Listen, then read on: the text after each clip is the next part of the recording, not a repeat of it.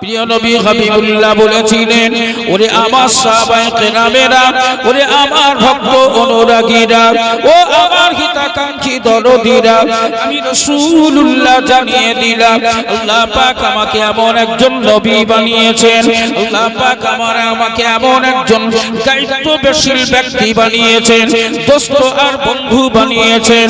এ আমার সাহাবায়ে কেরামেরা, আমি রাসূলুল্লাহ যেদিন ইন্তেকাল করব, আমাকে নিয়ে যেদিন দাফন কাফনের ব্যবস্থা করা হবে, আমি নবী পাক আমার কবরে গোটা পৃথিবীর জমিনে আমার অনুসারী, আমার অনুগামী, আমার মাননেওয়ালা, আমার উম্মত উম্মতি যারা পৃথিবীর জমিনে আছে, ওরা দৈনন্দিন সকাল থেকে সন্ধ্যা, সন্ধ্যা থেকে সকাল, রাত দিন 24 ঘন্টায় ওদের যে আমলনামা, ওদের যে কৃতকর্ম, ওদের যে কাজ, ওদের যে কর্ম, আমি রাসূলুল্লাহ রীতিমতো আল্লাহর তরফ থেকে উম্মতে মুহাম্মাদীদের দৈনন্দিন জীবনপঞ্জি আমি নবীর কাছে রীতিমতো আমার আল্লাহ পৌঁছে দেবে। জোরে বলা যাবে না? এই জওয়ান যুবকেরা, রাসূল বললেন সারা দিনে কে কতটা অন্যায় করেছে আর কে কতটা ন্যায় করেছে, এই রীতিমতো আমি রাসূলুল্লাহ আমার কাছে পৌঁছানো হবে। আমি আল্লাহর হাবিব আমার অনুরাগী অনুসারী উম্মত উম্মতিদের এই আমলনামাটা যখন আমার কাছে পৌঁছে দেওয়া হবে, আমি রাসূলুল্লাহ বামুনিয়া গ্রামের কোন মেয়ে ছেলে, বামুনিয়া গ্রামের কোন বেটা ছেলে সারা দিনে নেকির কাজ বেশি করেছে, সারা দিনে গুনার কাজ বেশি করেছে, সারা রাতে নেকির কাজ বেশি করেছে, সারা রাতে গুনার কাজ বেশি করেছে, রীতিমতো আমি রাসূলুল্লাহ আমার কাছে পরিসংখ্যান পৌঁছে দেওয়া হবে।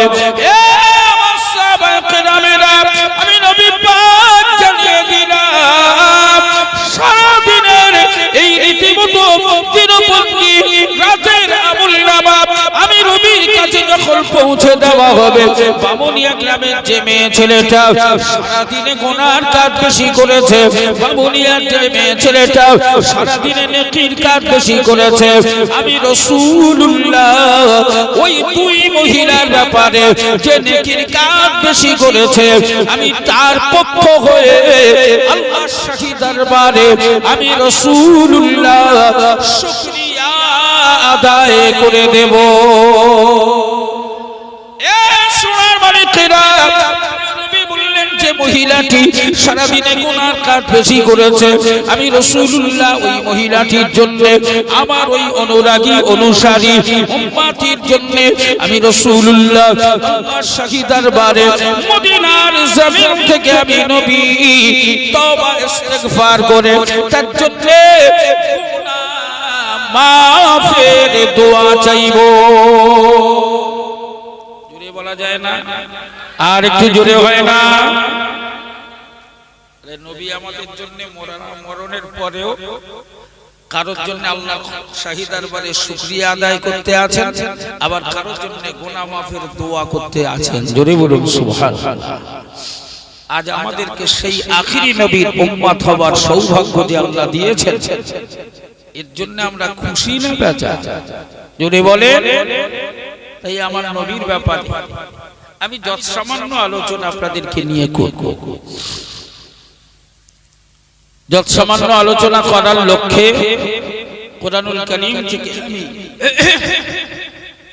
ছোট্ট একটি সূরা যে আমাদের সকলের কাছে অত্যন্ত চেনা, আমরা এখানে যারা আছি মেয়ে ছেলে বেটা ছেলে, আমার তো ধারণা 100 জনের মধ্যে আমরা 90 জন 95 জন মিনিমাম এই সূরা যেটা আমি তেলাওয়াত করেছি এর সঙ্গে আমাদের পরিচয় আছে, আছে না? আমি যে সূরাটা পড়েছি কি সূরা গো? যদি বলেন কি সূরা? সূরাতুল ইখলাস। সূরাতুল ইখলাস অর্থাৎ কুল হুয়াল্লাহু সূরা। এই সূরাটার সাথে আমাদের পরিচয় আছে না নেই? আমরা কারা কারা সূরা ইখলাস কুল হুয়াল্লাহর এই সূরাটি আমরা পড়তে পারি? আজকের এই জান্নাতি বাগানে একটু হাত তুলে দেখাবো কারা পারি পড়তে? আল্লাহ কবুল করে নিক, সকলে বলেন আমিন, আরো জোরে বলেন আমিন। এই সূরা ইখলাস কেন নাজিল করা হয়েছে, এর শানে নজুল কি, এই সূরা ইখলাস এর ফজিলত কি? যে কোনো বিষয়ে তাফসীর করতে গেলে মুফাসসিরিনে কেরামেদের কওল যে ওই বিষয়টা শানে নজুল এবং ফজিলত বর্ণনা করার পরে তবে তার তাফসীর করা, এটা হলো পদ্ধতি, এটা হলো নিয়ম। এখন আমি ওর শানে নজুল সহ ওর ফজিলত বর্ণনা করার পরে যদি তাফসীরের কাছে নিয়ে যাই আপনাদেরকে, তখন দেখবো অলরেডি ফজরের আজান হচ্ছে। তাই ওই সময় তো আর পাওয়া সম্ভবপর নয়। আমি সূরা ইখলাস মূলত আল্লাহ পাকের তরফ থেকে আমার নবীর উপরে নাজিল করার মূল কারণ ছিল আল্লাহর পরিচয় প্রদান করা। মূল কারণ কি ছিল? সবাই মিলে একটু বলি, আল্লাহর পরিচয় প্রদান করা। নবীর কাছে ইহুদি বিদ্বেষীরা, অতএব আল্লাহ বিরোধী নবী বিরোধী শিক্ষিত জ্ঞানী ব্যক্তিরা, খুব বিষয়টা গুরুত্ব দিয়ে বুঝতে হবে, শিক্ষিত জ্ঞান বিদ্বেষী আলেম, কিন্তু তারা না আল্লাহকে মেনেছে না আমার রাসূলকে মেনেছে। এইরকম 8 জন, কজন? 8 জন বিজ্ঞ জ্ঞানী পণ্ডিত আমার রাসূলুল্লাহ চারিদিকে বেষ্টন করে ঘিরেছে। ঘিরে আমার নবীকে বলছে, মুহাম্মদ তুমি তো নিজেকে আখিরি নবী বলে দাবি করো। ওদের কথা শেষ হতে না হতে আমার রাসূল পাক বললেন, লা শাক্কা ফি, আমি যে আমার আখিরি নবী হিসাবে দাবি করি, আমি যে আখিরি নবী, আমি যে শেষ নবী, আমাকে যে আল্লাহ শেষ নবী হিসাবে খাতমে নবুয়ত প্রদান করে নবুয়তের দফতরকে সিল করে দিয়েছেন, এর মধ্যে কোন রকম সন্দেহ নেই। জোরে বলুন সুবহানাল্লাহ। জোরে বলা যাবে না? এই আমার রাসূল পাক ক্লিয়ার দিয়েছেন, আনা খাতামুন নবীন, আমি হলাম শেষ নবী, লা নবিয়্যা বাদি, আমার পরে আর কোন নবী পৃথিবীতে আসবে না। এ যাবৎ পর্যন্ত আসেনি, বর্তমানেও নেই, ভবিষ্যতেও হবে না, আসবে না। কিয়ামত পর্যন্ত আর কোন নবী আসবে? একজন আসবে। এই করছি, একজন আসবে না? কে গো?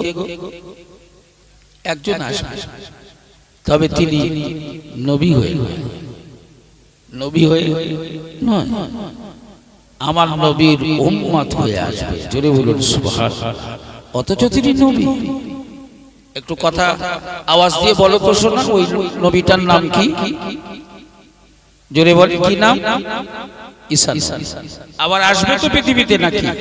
আমরা বিশ্বাস করি না করি? আবার আসবে, তবে নবী হয়ে নয়, আসবে আমাদের মতো আখিরি নবীর উম্মত হয়ে। জোরে বলুন সুবহানাল্লাহ। কখন আসবে? এই কখন আসবে? কোথায় আসবে? অনেক কথা। আখিরি নবীর উম্মত হয়ে ঈসা নবী আসবেন দামেস্কের জামা মসজিদ। কোথায়? দামেস্কের জামা মসজিদ। সময় আসরের ওয়াক্ত, আসরের আজান হয়ে যাবে। আসরের আজান অলরেডি হয়ে যাবে, আসরের জামাতের টাইম হয়ে যাবে। মুয়াজ্জিন সাহেব রীতিমতো তাকবীর দিয়ে দেবে। মুয়াজ্জিন সাহেব তাকবীর দিয়ে দেবে। এখানে একটা ছোট্ট মাসলা আমাদেরকে একটু জানতে হবে। মুয়াজ্জিন সাহেব তাকবীর দিয়ে দেবে, তারপরেও নামাজ শুরু হবে না। এখন রিসেন্টলি কিছু ইমান চোর বেরিয়েছে, যারা সমাজে ফিতনা লাগানোর জন্য সমাজে বিভ্রান্তকর পরিস্থিতি তৈরি করার ব্যাপারে তারা অত্যন্ত সিদ্ধহস্ত, তাদের হাত খুব পাকা। তারা কথা বললে মনে হবে যেন আল্লাহর আসমান থেকে কোন নবী নেমে এসেছে, কোন ফেরেশতা নেমে এসেছে, কথা বললে এমন মনে হবে। কিন্তু তারা প্রকৃতপক্ষে মুসলমানদের ঈমান চুরি করার কাজে ব্যস্ত, ঈমান চুরি করার কাজে ব্যস্ত, ঈমান নষ্ট করার কাজে ব্যস্ত। এখন রিসেন্টলি কিছু কিছু বিষয় শুনতে পাওয়া যাচ্ছে, সেগুলো নামাজের পর আমরা আর কিছুক্ষণ পর ফজরের ওয়াক্ত হবে, ফজরের নামাজ আদায় করতে হবে। আমরা সবাই ফজরের নামাজ পড়বো তো ইনশাআল্লাহ? এই ফজরের নামাজ পড়বো তো নাকি? তো এই ফজরের নামাজ যে পড়া হবে, নামাজের পরে আমরা একটু হাত তুলে মোনাজাত করি না করি? আপনারা করেন? কিন্তু এখন যে ফতোয়া শুরু হয়ে গেছে যে নামাজের পরে হাত তুলে মোনাজাত করা যাবে না, শুনছেন না? শুনছেন?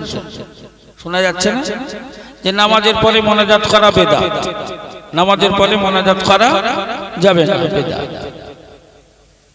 আপনারা কি এই সোশ্যাল মিডিয়া, ইউটিউবে, হোয়াটসঅ্যাপে, ফেসবুকে, মেসেঞ্জারে এসব খবর টবর শুনে নামাজের পরে মোনাজাত করা ছেড়ে দিয়েছেন নাকি? করেন? তাহলে ওই যে শোনা যাচ্ছে যে বলছে যে নিজেই, আমার ভাই বলছেন যে নিজেই বেদাত বোঝে না, তার কথা আমরা বেদাত মানি। একটা ছোট্ট দিক আপনাকে আমাকে লক্ষ্য করতে হবে। সমাজে আগে, আজ থেকে 5-10 বছর, 20 বছর আগে এই জলসা জুলুসের মাহফিলে মশলা মশায়ের উপরে খুব বেশি আলোচনা হতো না, কারণ তখন প্রয়োজন ছিল। কিন্তু বর্তমানে এই ফিতনা এমন ভাবে মাথাচাড়া দিয়েছে যে এখন এই সমস্ত মজলিসে এই মশলা মশায়ের ব্যাপারে আলোচনা না করলে আমাদের টিকে থাকা বড় মুশকিল। আমি যে বিষয়টা বলছিলাম যে আসরের আজান হয়ে গেছে, জামাতের সময় হয়ে গেছে, অলরেডি মুয়াজ্জিন তাকবীর দিয়ে দিয়েছে, কিন্তু নামাজ শুরু হয়নি। এখন এই বিষয়টা একটু ক্লিয়ার করার জন্য আপনারা বলেন, নামাজে আপনারা দাঁড়ান কখন? কখন? ইকামত শুরু হওয়ার আগে নাকি ইকামত শুরু হওয়ার আগে? ইকামত শুরু হওয়ার আগে আমরা খাড়া হয়ে দাঁড়িয়ে যাই ভাই, কাতার সোজা করে নিই ভাই, নাকি বল? খাড়া হয়ে দাঁড়িয়ে যাই, কাতার সোজা করে। কাতার সোজা হয়ে গেল, মুয়াজ্জিন ইকামত শুরু করে দিল, কি তাই তো? কিন্তু মুজাদ্দিদুজ জামান দাদা হুজুর কিবলাকে আমরা মানি না। এই দাদা হুজুরকে মানেন, 5 হুজুর কিবলাকে মানেন, এরকম মানুষ আমরা যারা আছি এখানে, আপনারা যারা আছেন একটু হাত তুলে দেখাবেন কারা দাদা হুজুরকে মানেন। দাদা হুজুরের মশলা, দাদা হুজুরের পথ ও মত, দাদা হুজুরের নির্দেশনা, নামাজে কখন দাঁড়াতে হবে, মুয়াজ্জিন যখন হাইয়া আলাস সালাহ বলবে তখন নামাজে দাঁড়াবে। কিন্তু আমরা দাঁড়াচ্ছি কখন? মুয়াজ্জিনের ইকামত শুরুর আগেই আমাদের কাতার সোজা, তারপরে মুয়াজ্জিন ইকামত শুরু করল। আপনি জানেন এই মুয়াজ্জিনের ইকামতের আগে আমরা দাঁড়িয়ে যাই ভাই, খাড়া হয়ে যাই ভাই, কাতার সোজা করে নি ভাই, কাঁধে কাঁধ মিলিয়ে দাঁড়িয়ে যাই ভাই। এটা কোন পর্যায়ে, কি কোন পর্যায়ে পড়ে? আমি আমার ক্ষুদ্র, আমি পৃথিবীর সব অর্জন করে ফেলেছি তা বলা যাবে না। আমার ক্ষুদ্র জ্ঞান, আমি যতটুকু পড়েছি, জেনেছি, বুঝেছি, দেখেছি, তাতে সিয়াসত হাদিসে কোথাও একটি জায়গাতে, অতএব এই 6টা যে সহিহ হাদিস আছে যার উপরে বেশ করে আমরা সমাজ পরিচালনা করি, এই 6টা হাদিসে কোনো একটি জায়গায় মুয়াজ্জিনের ইকামত শুরু হওয়ার আগে জামাতে দাঁড়াবার ব্যাপারে একটি হাদিস আছে। একটা হাদিস যদি কেউ দেখাতে পারে, আমি কথা দিই আল্লাহ হায়াতে রাখলে আমি তার বাধ্যতা স্বীকার করে তার গোলামি মেনে নেব। অথচ যারাই এই কাজগুলো করে বেড়াচ্ছে তারাই আমাদেরকে বেদাত ফতোয়া প্রথম সারিতে একেবারে পয়লা নম্বরে আমাদেরকে বেদাতি ঘোষণা করে দিচ্ছে। হাদিসে এসেছে হাইয়া আলাস সালাহ বললে নবী পাকের সাহাবায়ে কেরামেরা দাঁড়াতেন। আবার কখনো কখনো কদ কামাতিস সালাহ বললে নবী সাহাবারা জামাতে দাঁড়াতেন। আবার কখনো কখনো ইকামত শেষ হয়ে যেত, রাসূলুল্লাহ সাহাবীদের দিকে মুখটা ফিরিয়ে আমার নবী পাক সাহাবাদের দিকে মুখ করে কাতার সোজা করে নেওয়ার নির্দেশ দিতেন। তারপরে জামাত শুরু হতো। একটি জায়গাতেও নেই যে মুয়াজ্জিনের ইকামত শুরু হওয়ার আগে কাতার সোজা করে দাঁড়াবে। তাই আমি বিষয়টি অত্যন্ত ক্লিয়ার ভাবে আপনাদেরকে বোঝাতে পারলাম বলে মনে হয় না হয়তো বুঝতে পারেননি। পেরেছেন? বিষয়টি বুঝতে পেরেছেন? দামেস্কের জামা মসজিদে আসরের আজান হয়ে গেছে, জামাতের টাইম হয়ে গেছে, মুয়াজ্জিন ইকামত দিয়ে দিয়েছেন। ইমাম সাহেবকে লক্ষ্য করে বলছেন, হুজুর ইকামত হয়ে গেছে, এবার নামাজ শুরু করুন। ইমাম মেহেদী আলাইহিস সালাতু ওয়াস সালাম তিনি ওই সময় বলবেন, একটু দেরি করো, একটু দেরি করো, আমার ভাই ঈসা আসছে, আসলে একসাথে নামাজ পড়বো। জোরে বলুন সুবহানাল্লাহ। মুসল্লিরা সবাই অবাক হয়, আরে ঈসা আবার কোথেকে আসছে? ইমাম মেহেদী যখন এই কথা বলবেন তো সবাই অবাক হয়ে যাবে, ঈসা আবার কোথেকে আসবে? ঠিক এই কথা বলতে বলতেই দামেস্কের জামা মসজিদের ছাদের উপর থেকে পূর্ব পাশের মিনার দিয়ে আল্লাহর নবী ঈসা রুহুল্লাহ নেমে আসবেন। ইমাম মেহেদীর সাথে সাক্ষাৎ মোলাকাত হয়। ইমাম মেহেদী ঈসার কাঁধের উপরে হাতটা রেখে বলবেন, ভাই আপনি এসেছেন, চলুন আগে চলুন, আপনি ইমাম হয়ে নামাজটা পড়িয়ে দেন। ঈসা রুহুল্লাহ ইমামের জায়গায় যেতে অস্বীকার করবেন, যাবেন, বলবেন না ভাই আমি যাব। আপনি হলেন মুসলমানের ইমাম, আপনি হলেন আমাদের সকলের ইমাম, আপনি নামাজ পড়াবেন, আমি আপনার পিছনে নামাজ পড়ব। ইমাম মেহেদী নামাজ পড়িয়ে দেবেন। ঈসা রুহুল্লাহ ইমাম মেহেদীর পেছনে ইক্তেদা করে নামাজ পড়বেন। পরে ক্লিয়ার করে দাও, আল্লাহর নবী ঈসা রুহুল্লাহ বলবেন, আজ আমি গোটা পৃথিবীতে প্রমাণ দেওয়ার জন্য আমি ঈসা ইমামের জায়গায় গিয়ে দাঁড়ালাম না, ইমাম হয়ে নামাজ আদায় করলাম না, কারণ আমি পৃথিবীবাসীকে মেসেজ দেওয়ার জন্য, পৃথিবীবাসীকে বোঝানোর জন্য আমি ঈসা আজ মুক্তাদি হয়ে নামাজ আদায় করেছি। আমার বোঝানো এটাই যে আমি ঈসা আজ আমি নবী হয়ে আসি নাই, আজ আমি আল্লাহর নবী হয়ে আসি নাই, আল্লাহর রাসূল হয়ে আসি নাই, আমি ঈসা আজ এসেছি আখিরি নবীর উম্মত হয়ে। তাই আখিরি নবীর উম্মতের পিছনে ইক্তেদা করে গোটা পৃথিবীবাসীকে প্রমাণ দিতে চাই যে আজ আমি ঈসা নবী নয়, বরং আমি হলাম উম্মতে মুহাম্মাদী। জোরে বলা যাবে না? আর একটু জোরে হয় না? এ জওয়ান যুবকেরা, বিষয়টা একটুখানি ক্লিয়ার করার জন্য হয়তো বা অনেকটা লম্বা আলোচনা হয়ে গেল। আমি সূরাতুল ইখলাসের ব্যাপারে আপনাদেরকে বোঝাচ্ছিলাম, আপনাদের কাছে মেসেজটি দিচ্ছিলাম। এই সূরা ইখলাস কেন নাজিল করা হলো, সূরাতুল ইখলাস নাজিল হওয়ার কারণটা কি, বিষয়টা আমি আপনাদের কাছে ক্লিয়ার করেছি। ও আমার মায়েরা, বোনেরা, বেটিরা, বৌমারা, আপনাদেরকে আমার বিশেষ নিবেদন, বিষয়টি অত্যন্ত গুরুত্ব দিয়ে শ্রবণ করার জন্য কথা দিলাম, অত্যন্ত গুরুত্ব দিয়ে শ্রবণ করার জন্য আবেদন রাখলাম। সূরাতুল ইখলাস নাজিল হওয়ার মূল কারণ ছিল 8 জন ইহুদি পণ্ডিত, 8 জন ইহুদি আলেম আল্লাহর নবীর কাছে প্রশ্ন করেছিল, ওগো নবী মুহাম্মদ, তুমি তো তোমাকে নিজেকে নবী বলে দাবি করো, তুমি নবী হওয়ার নাই বা হও, এতে আমাদের কোনো মাথা ব্যথা নেই, আমাদের কোনো গাত্রতা নেই, আমরা কোনো প্রতিবাদের জায়গায় যাচ্ছি না। তবে আমাদের কাছে তুমি একটুখানি বলো, তুমি যে আল্লাহর তাওহীদের দাওয়াত দিয়ে বেড়াও, যে আল্লাহর একত্ববাদের প্রচার করো, যে আল্লাহর কলেমা পড়ার জন্য মেসেজ প্রদান করো, তোমার সেই আল্লাহর সংক্ষিপ্ত পরিচয় আমাদেরকে একটু বলো।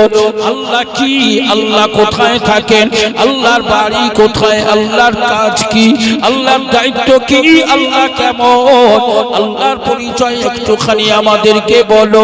এ জওয়ান যুবকেরা, প্রিয় নবী, আখিরি নবী, নূর নবী হাবিবুল্লাহ, হাদিস সাক্ষী আমার নবী আল্লাহর আসমানের দিকে একটুখানি মাথাটা উঠালেন।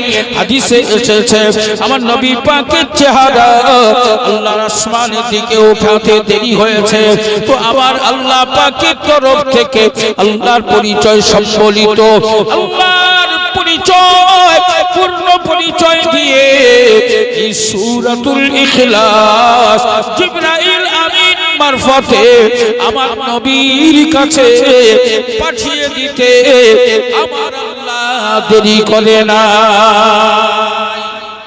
জোরে বলা যাবে না।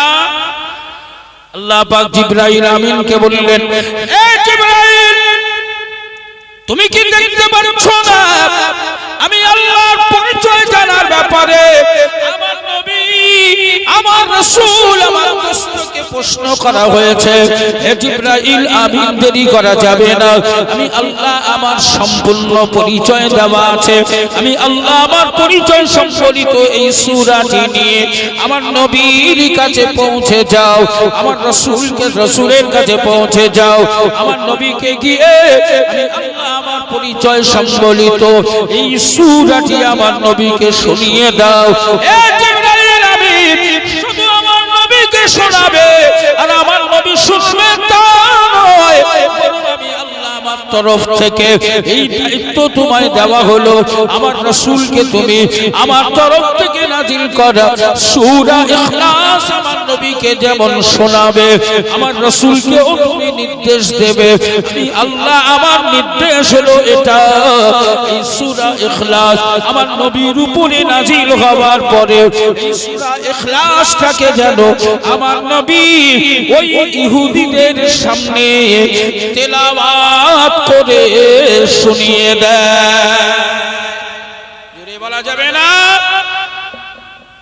এ জওয়ান যুবকেরা, এই সূরা ইখলাস নাজিল হওয়ার দুইটি কারণ বর্ণনা করা হয়েছে। আমি গুনাহগার খায়রুজ জামান, আমার নগণ্য, আমি নবী পাকের আদনা গোলাম, আমার এই নগণ্য জ্ঞানে, ক্ষুদ্র জ্ঞানে আমি আমার জানা মতে 6 থেকে 7খানা তাফসীর আমি দেখেছি। এই 7খানা তাফসীরের মুফাসসিরিনে কেরামেরা সূরা ইখলাস নাজিল হওয়ার কারণ বর্ণনা করেছেন। হে জওয়ান যুবকেরা, সূরাতুল ইখলাসের ফজিলত সম্পর্কে বিস্তারিত আলোচনা করা হয়েছে। আমরা হয়তো সবাই সূরা ইখলাস জানি, পড়তে পারি, কিন্তু এর ফজিলত আমরা জানি না, বুঝি না। ও আমার মা বোন, বেটি, বৌমারা, ও আমার সোনার মানিকেরা, ও সন্তান সমতুল্য যুব সমাজেরা, ওরে আমার সমবয়স্ক প্রিয় বন্ধুরা, ও আমার মুরব্বি বাবাজিরা সকলের কাছে মেসেজ দিয়ে গেলাম, সূরাতুল ইখলাসের ফজিলত প্রিয় নবী আখিরি নবী নূর নবী হাবিবুল্লাহ নূরের জবানে বর্ণনা দিয়ে গেছেন। সূরাতুল ইখলাস আমার আল্লাহ কতটা ফজিলত সম্পন্ন করেছেন, কতটা মর্যাদা সম্পন্ন বানিয়েছেন, এর ব্যাখ্যা এর ফজিলত আল্লাহর নবী নিজেই বর্ণনা করে দিয়েছে। সূরা ইখলাসের ফজিলত একটু বলবো, শুনে আমল করব ইনশাআল্লাহ।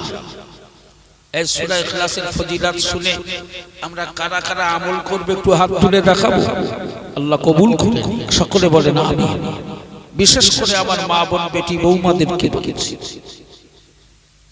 অত্যন্ত সহজভাবে, অত্যন্ত সহজে, বিনা পরিশ্রমে, বিনা কষ্টে অনেক অনেক বেশি নেকি সহজ পদ্ধতিতে অর্জন করা যায়। জোরে বলুন সুবহানাল্লাহ। জোরে বলা যাবে না? এই আজকে রাত তো প্রায় শেষের পথে, রাত পোয়ালেই সোমবার, রাত পোয়ালেই সোমবার, বাংলা চৈত্রের 5 শুরু হবে, তাই তো নাকি? তাহলে রাত পোয়ালে সোমবার, চৈত্রের 5, 6, 7, 8, অতএব মঙ্গল বুধ বৃহস্পতিবার দিবাগত ওই রাতেই শুরু হবে তারাবি, ওই রাতেই শুরু হবে তারাবি। এই রাতে তারাবি দিয়ে শুরু করব যখন আমাদের কাছে আসবে কি মাস? সবাই মিলে বলেন কি মাস? 11 মাস অপেক্ষা ওই রমজান মাসের গুরুত্ব, ওই রমজান মাসের ফজিলত, রমজান মাসের মর্যাদা, মর্তবা, সম্মান, ইজ্জত বাকি 11 মাসের চাইতে বেশি না কম? এক মাসের জায়গায় 70 মাস, এক মাসের জায়গায় 70 মাস। কারণ এই মাসে যদি আপনি একটা রোজা রাখেন, এই মাসে যদি আপনি 70টা রোজা রাখেন, আর রমজান মাসে গিয়ে যদি আপনি একটা রোজা রাখেন, এর 70টার যা মর্যাদা রমজানের একটা রোজার আল্লাহ সেই মর্যাদা দিয়েছেন। জোরে বলুন সুবহানাল্লাহ। অতএব এই মাসে যদি আপনি একটা নেকি কামাই করেন, রমজান মাসে যদি আপনি একটা নেকি কামাই করেন, অন্য মাসে 70টা নেকি কামাই করলে তবে এই মাসের একটার সমান হবে। জোরে বলুন সুবহানাল্লাহ। এই শুধু রমজানে নয়, আমরা সূরা ইখলাসের আমল সারা বছর সারা জীবন করতে পারি, পারি না? পারি না? সারা জীবন করতে। প্রিয় নবী আখিরি নবী একদিন আম্মা জান মা আয়েশাকে বলেছিলেন, আয়েশা, জি হুজুর, এই আমাদের আমরা সংসার জীবন পেতেছি, আল্লাহ আমাদের সংসার দিয়েছে, বাচ্চা কাচ্চা দিয়েছে, সুখ স্বাচ্ছন্দ্য দিয়েছে, হাসি আনন্দ দিয়েছে। আমাদের সংসারে আমাদের আহলিয়া অর্ধাঙ্গিনী বিবিদেরকে নিয়ে আমরা সংসার জীবন যাপন করি, আর আমার নবী তিনিও করেছিলেন। কিন্তু নবীর সংসারের সুখ আর আমাদের সংসারের সুখ সমান? কথা বলেন। আমরা আম্মা জান মা আয়েশার ব্যাপারে অনেক আলোচনা শুনেছি, আম্মা জান মা আয়েশার ব্যাপারে অনেক আলোচনা শুনেছি। আমার রাসূলুল্লাহর বয়স যখন 53 বছর, আম্মা জান মা আয়েশার বয়স তখন 6 বছর। কত কথা কয়? 6 বছর। তাহলে বয়সের একটা বিস্তর ডিফারেন্স, কোথায় 6 আর কোথায় 53। হাদিসে এসেছে আম্মা জান আয়েশাকে নিয়ে নবী যখন সংসার জীবন পেতেছিলেন তখন মা আয়েশার বয়স ছিল 9 থেকে 11 বছর। এই বয়সের বিস্তর একটা ডিফারেন্স। পৃথিবীর কোন সংবাদ মাধ্যম, পৃথিবীর কোন সোশ্যাল মিডিয়া, পৃথিবীর কোন নিউজ আপনাদেরকে যাবত পর্যন্ত খবর দিতে পেরেছে যে আয়েশা আর নবীর বয়সে বিস্তর ডিফারেন্স থাকার কারণে আয়েশা আর নবীর সাথে নবীর মধ্যে রাত দিন শুধু ঝগড়া আর অশান্তি হতো? দিতে পেরেছে? কথা বলে, বরং এই সংবাদ দিয়েছে আম্মা জান মা আয়েশা আল্লাহর নবীকে লক্ষ্য করে বললেন, ইয়া রাসূলুল্লাহ, ইয়া হাবিবাল্লাহ, আমি আয়েশা, আমার মনটা চাইছে আমি আপনাকে একটু সুন্দর করে গোসল করিয়ে দেব, আপনার শরীরটাকে একটু রোগামাজা করে, আপনার শরীরটাকে একটু ময়লা থেকে আপনার শরীরটাকে একটু সুন্দর করে গোসল করিয়ে দেব। আম্মা জান মা আয়েশা আল্লাহর নবীকে বললেন, হুজুর, এই গোসল করানোর জন্য আমি পানির ব্যবস্থা করেছি, হুজুর আপনি যদি একটা বার একটু আসেন তাহলে আপনাকে একটু গোসল করিয়ে দিই। আল্লাহর নবীকে গোসল করাবেন, মা আয়েশা পানি নিয়ে সে ব্যবস্থা করেছেন। আমার নবীকে বসাবেন, বসবেন রাসূল, এই নবীকে বসার জন্য আম্মা জান মা আয়েশা 4 পা বিশিষ্ট একটা টুলের ব্যবস্থা করেছেন। ওই টুলটাতে আমার নবীকে বসাবেন, সুন্দর করে গোসল করিয়ে দেবেন। ও বোনেরা, বেটিরা, বৌমারা, আল্লাহর নবীকে নিয়ে আম্মা জান মা আয়েশা টুলের উপরে বসিয়ে দিলেন। ঘটনা চক্রে নবী যখন টুলের উপরে বসলেন, ঠিক সেই সময় ওই টুলের 4টে পায়ার একটা পা আম্মা জান মা আয়েশার পায়ের উপরে চেপে গেল। আম্মা জান মা আয়েশার আঙুলগুলো ওই টুলের পায়ার তলায় চাপা পড়ে গেল। আম্মা জান মা আয়েশা আহা বলে না, উহু বলে না, আল্লাহর নবীর কাছে খবর করে না, আল্লাহর নবীকে বলে না যে হুজুর আমি আয়েশার পায়ের উপরে চুলটা চেপে গেছে, হুজুর আপনি একটুখানি ওঠন, পাটা পার করে নি। ওই অবস্থাতেই প্রিয় নবী, আখিরি নবী, নূর নবী, হাবিবুল্লাহর শরীরে পানি ঢালা, আমার নবীকে গোসল করিয়ে দেওয়ার কাজ শুরু করে দিলেন। প্রিয় নবী হাবিবুল্লাহ একটা সময় লক্ষ্য করে দেখলেন নবীর গায়ে যে পানিগুলি ঢেলে দেওয়া হচ্ছে, ওই পানিগুলি যে গড়িয়ে যাচ্ছে, ওই গড়িয়ে যাওয়া পানির দিকে তাকিয়ে আমার নবী পাক দেখলেন ওই পানির কালারটা লাল হয়ে যাচ্ছে, ওই পানির সঙ্গে যেন রক্ত মিশে প্রবাহিত হচ্ছে। আল্লাহর নবী আম্মা জান মা আয়েশাকে বড় ভালোবাসতেন, তাই আয়েশাকে লক্ষ্য করে বললেন, ওরে আমার আয়েশাতুল হুমায়রা, বিষয়টা কি আমায় একটুখানি বলো, আমার শরীরে ধৌত করা পানি গড়িয়ে যায়, ওই পানির কালারটা লাল কেন, রক্ত মিশে কেন প্রবাহিত হয়? আম্মা জান মা আয়েশা কোনো কথা বলে না, চুপ করে থাকেন। আল্লাহর নবী আবার জানতে চায়, আয়েশা বিষয়টা কি, পানির সাথে রক্ত মিশে প্রবাহিত হয় কেন, পানির সাথে রক্ত মিশে গড়িয়ে যায় কেন? আম্মা জান মা আয়েশা মাথাটা নিচু করে বললেন, ইয়া রাসূলুল্লাহ, ইয়া হাবিবাল্লাহ, ওগো আল্লাহর হাবিব, এমন আহামরি কোনো বিষয় নয়। ইয়া রাসূলুল্লাহ, ইয়া হাবিবাল্লাহ, আপনি যে টুলের উপরে বসে আছেন, ওই টুলের একটা পায়া আমি আয়েশার আঙুলের উপরে চেপে গেছে। ওগো আল্লাহর হাবিব, আমি আয়েশা আমার পায়ের আঙুলের উপরে টুলের পায়া চেপে যাওয়ার ফলে আমার পায়ের আঙুলগুলি ফেটে গেছে, ওই ফাটা আঙুল দিয়ে রক্ত ঝরছে। ওগো আল্লাহর হাবিব, আপনার শরীরে ধৌত করা পানির সাথে আমি আয়েশার পায়ের থেকে বার হওয়া ওই রক্ত মিশে পানিটা লাল হয়ে যাচ্ছে। আল্লাহর নবী বললেন, আয়েশা, ও বিবি আয়েশা, কি কথা শোনালে তুমি? তোমার পায়ের আঙুল ফেটে রক্ত বার হচ্ছে, তাও তুমি আমায় কেন বললে না? আমাকে বললেই তো আমি উঠে পড়তাম, আমাকে তো বলতে পারতে, হুজুর পায়ের আঙুলের উপরে পায়াটা চেপে গেছে, টুলের পায়াটা আমার পায়ের উপরে উঠে গেছে, আমি নবী একটুখানি উঠে যেতাম, পাটা বাহির করে নিতে, তাহলে তো আর আঙুলটা ফেটে যেত না, রক্তগুলো ঝরত না।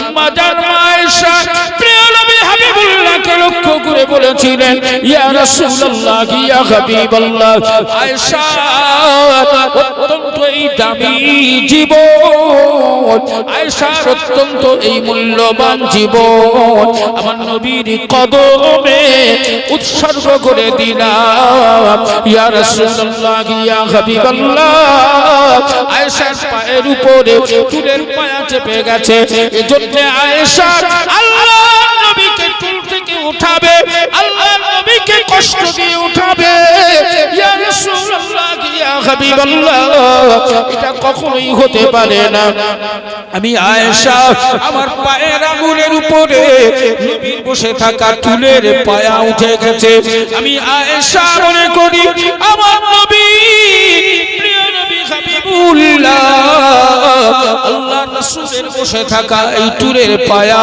আয়েশার পায়ের উপরে না চেপে ওই চুলের পায়াটা যদি আয়েশার কলিজার উপরে চেপে যেত ইয়া রাসূলুল্লাহ ইয়া হাবিবাল্লাহ আয়েশা নবীকে এতটাই ভালোবাসে এতটাই মহব্বত করে এতটাই প্যার করে আয়েশা নবীর খাতিরে নবীর মহব্বত আর ভালোবাসায় আয়েশার কলিজাটা নবীর জন্য কুরবান করে দিত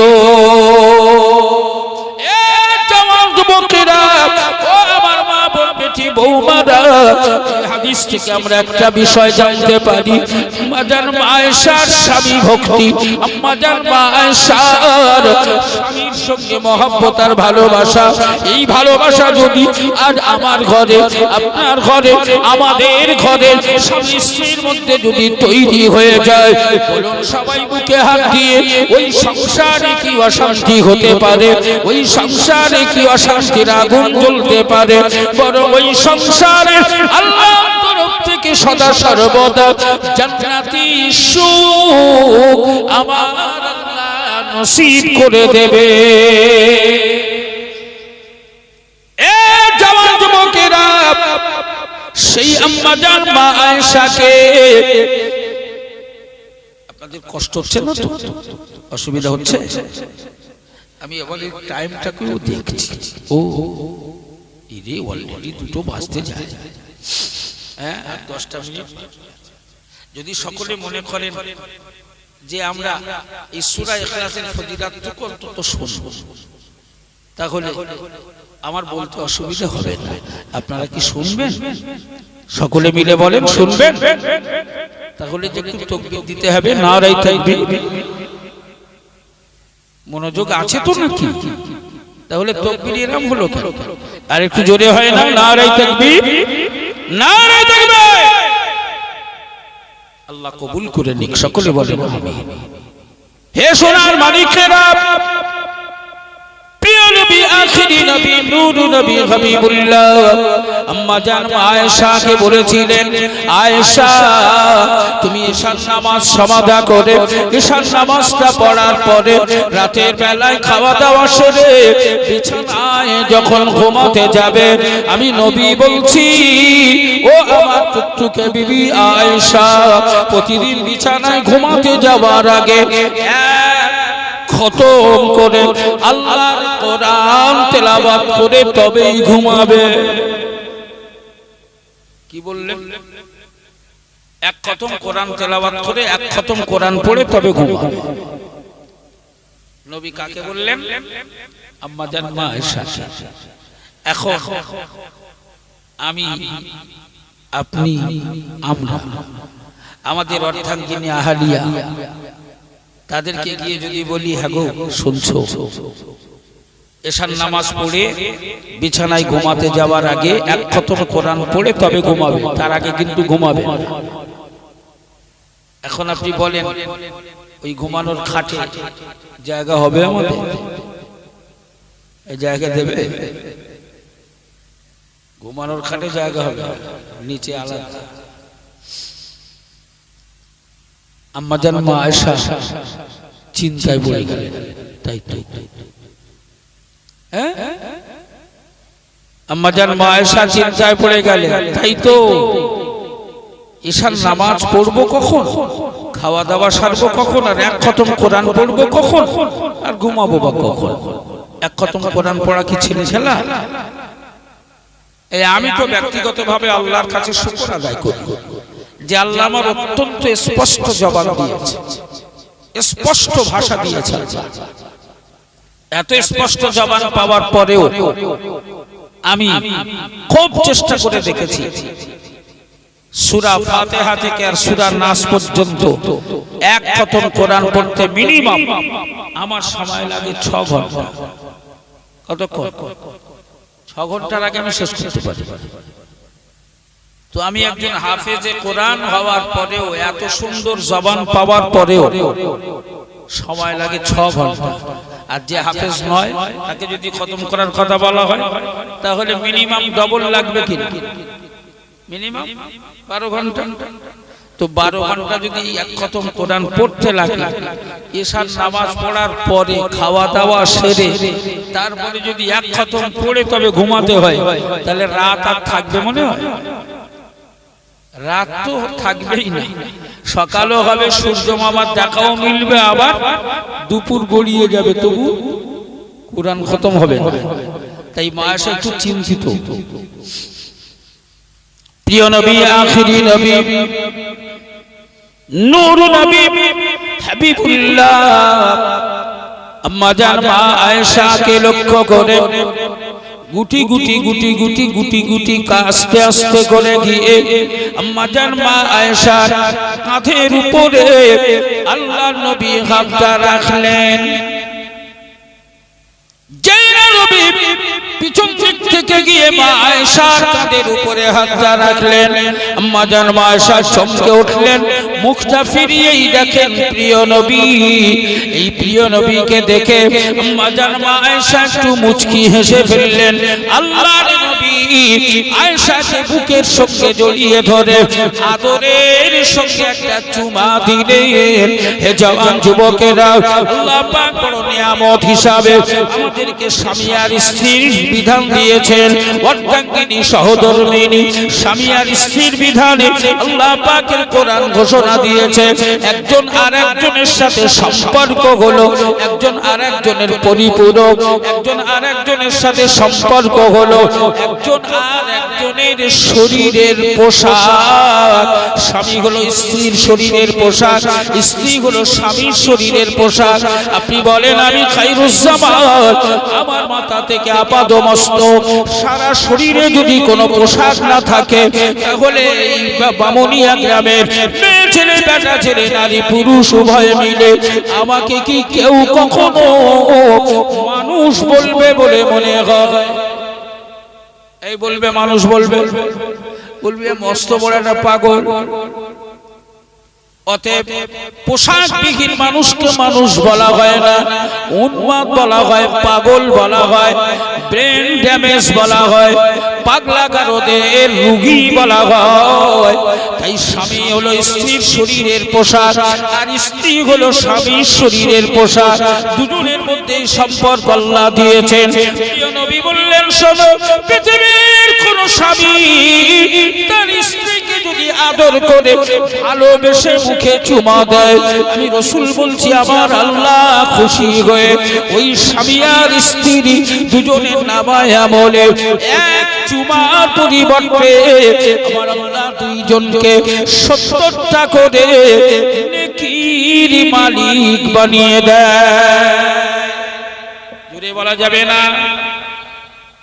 আম্মা জান মা আয়েশা চমকে ওঠে, একটু মুচকি হেসে দিলেন নবীকে দেখে।